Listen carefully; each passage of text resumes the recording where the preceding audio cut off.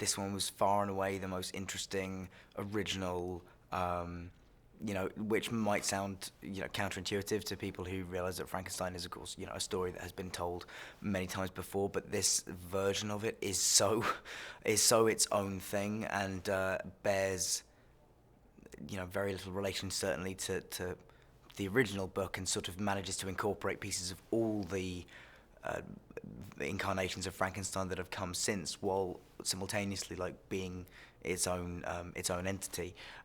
So yeah, I did. I just found it highly original, and I suppose I like anything that is kind of that dares to be sort of a bit bold and just has fun with the genre that it's in. And there was a lot of playfulness in the script. And it was just, and also the relationship between Victor and Igor is such an exciting one, and I knew that if we could find the right Victor, that it would be hopefully a really fun relationship to portray. He is this much maligned, abused,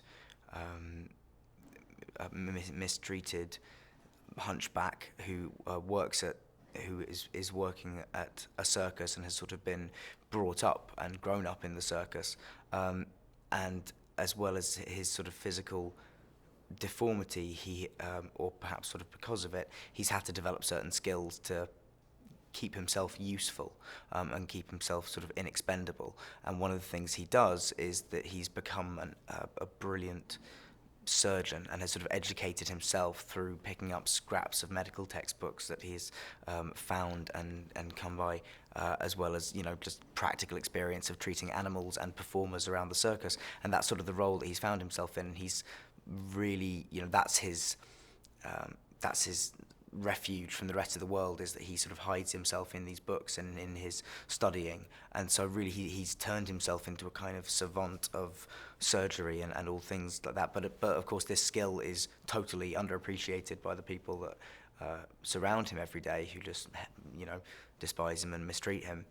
And then one day an accident at the circus brings him to the attention of Viktor Frankenstein, who at that point, he's taken under Victor's wing, and Victor gives him this new life as a scientist, and gives him an opportunity to help him change the world.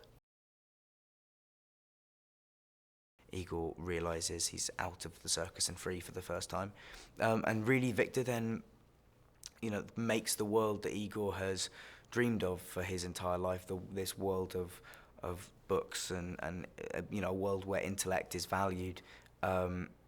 He makes that a reality for him, and he gives him not just a chance to be a part of society in a way that he never thought he would, but actually a chance to impact the world, rather than just being, forgotten about and dying in this sort of abused circus as he thought he was going to. So Igor develops immediately a dogged loyalty to Victor because he saved him, and that really forms the,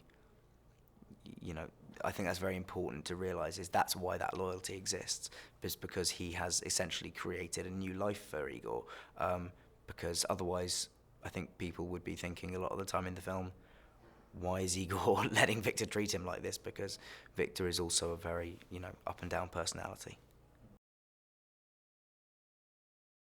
Lorelai's is a great character because she, in the way that Igor is there to try and save Victor from himself, Lorelai's there reminding Igor that he doesn't actually owe Victor everything, despite the fact that I sort of think I do.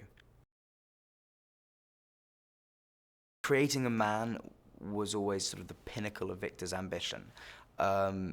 Creating a man from nothing, or from just reanimated flesh, that represents the pinnacle of what he has been able to do as a scientist. And that's really at the point where Victor has kind of forgotten what he set out to do, because he set out to start saving lives and to make something that was almost unarguably beneficial for mankind.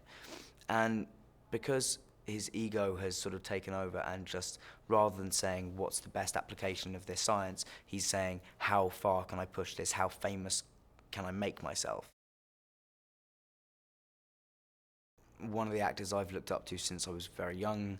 Um, he's an amazing actor. He's bold. He's incredibly strong about, you know, sort of understanding his character and knowing what his character wants out of the scene and knowing what they would and wouldn't do, um, and and just, you know, I think he's one of those actors that because he comes in and he is so bold and he hits the ground running in such a exciting way that it gives all the people around him like permission to be, you know, to be bold as well and like make bold choices. And yeah, he's really like I definitely I found him fantastic to work with. Jess and I get on really, really well. She's a wonderful actress. She's incredibly calm and like she's quite mad and, you know, hyper and funny as well. But she's also like got a real calmness to her, and she doesn't really get like phased by much. Because you know this is quite a mad set and a lot going on and everything, and she's just always like really sort of serene and seemed pretty sort of chilled out, and and yeah, and she's lovely to work with. She's got a fantastic, you know, she's very giving in the scene. She wants to like get involved and work on the scene with you, and that's, you know, that's all you can ask for as an actor, is to be in a scene with other like generous actors. Andrew's like an amazing actor. When I heard that he was um, playing the part, I was ecstatic. Like I loved it. I was such a fan of his work on Sherlock, and I just think he's a brilliant actor. He's also one of those men who, you know, play is sort of famous for playing, you know, guys like this, sort of like quite driven, scary guys. And in real life, he's just the nicest man. If this movie, you know, is going to be set then and real, it has to have like a visceral, uh, you know, very real feel to it. And so when Paul came on board, you know, those were all of the things that he was talking about, was introducing people, audiences, to like a darker, a less caricaturish side of, you know, England at that time, and also to not think of it as a period film, but to think of it as a film about being completely and totally modern, just set in 1860. You know, because that's what they were. They weren't thinking of themselves as being historical at the time. These guys were like at the tip of the spear, and you know, they were, um, you know, and it was at a time when science was viewed as not just being like observational about the world around it, but actually creative, and could shape the world around it. So that was, you know, when Paul came in talking about those things, I was very excited, because I think that sounded like an exciting thing to show audiences that they might not have seen before. I think this film is going to be like a real kind of old-fashioned adventure movie. Like it's a real, like it's both exciting because it is sort of, you know, it isn't afraid to, you know, sort of, it doesn't shy away from intellectual issues and moral issues and talking about those, but they're discussed always in a very real way that's sort of affecting the situation that people are in, and in a very like in a very vital way, I should say.